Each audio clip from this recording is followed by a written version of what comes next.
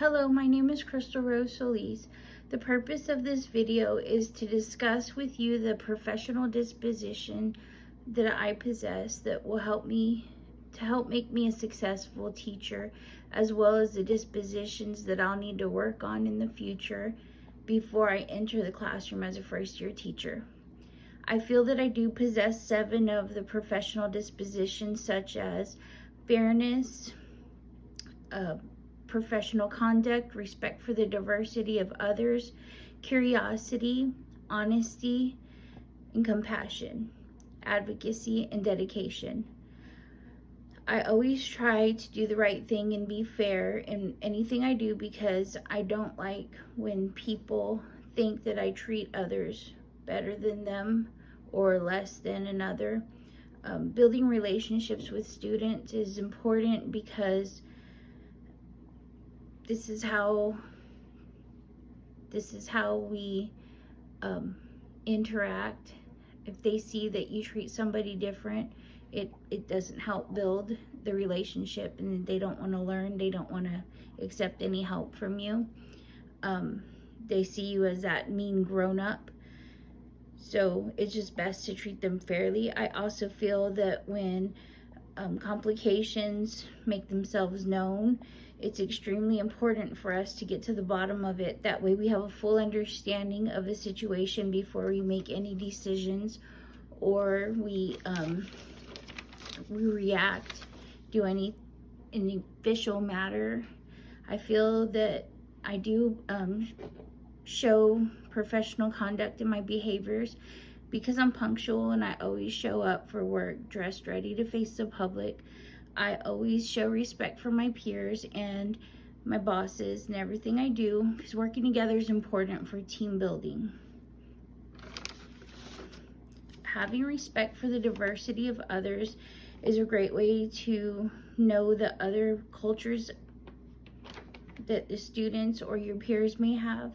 You never know if the way they view the world might be different than yours, and help you to view it in a different way that'll help you make you a better person, better teacher, better learner. Always making sure that we accept and respect others is key to building friendships and learning or working relationships. I always try to encourage curiosity in my kids and my nephew, because their little brains are amazing with the ideas they come up with. I believe it's great to keep the students engaged. I'd be really good at this, because learning's fun. You'd want them to soak up everything they can in the world and in the classroom.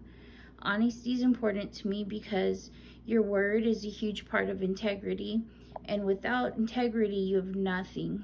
You don't want for a student to not believe that you'll follow through with your promise and keep your word and do what you say, because they may not have that stability at home, and you may be the only stability that they have.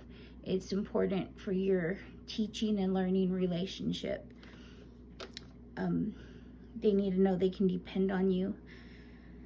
Being genuinely compassionate with my students is important. Always greeting each one and acknowledging that you know they're there that day, that they matter, that it's important that they show up.